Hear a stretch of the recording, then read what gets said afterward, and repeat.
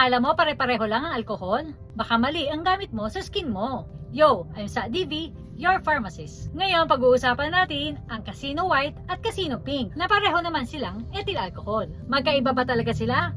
At alin ang mas bagay sa'yo? Una sa lahat, klaruhin natin.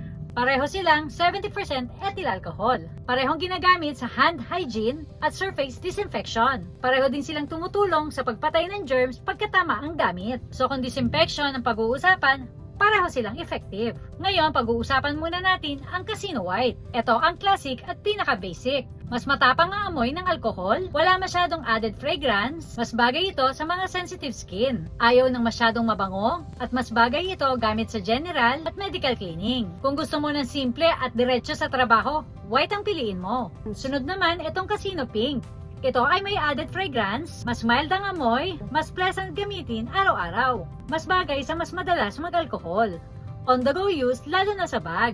Kung gusto mo na mas mabango at gentle sa pang-amoy, pink ang para sa'yo. Ganito lang yan ha. White kung sensitive ang skin mo at ayaw mo na masyadong fragrance. At pink naman kung gusto mo na mas mabangong experience habang nagdi-disinfect. Hindi sila mas malakas o mas mahina sa germs. Pareho silang 70% ethyl alcohol. Tandaan, for external use only. Iwas sa mata o sugat. Kung may irritation, itigil ang paggamit. Ikaw, team white ka ba o team pink? Comment down below and please like, share, and follow us for more videos.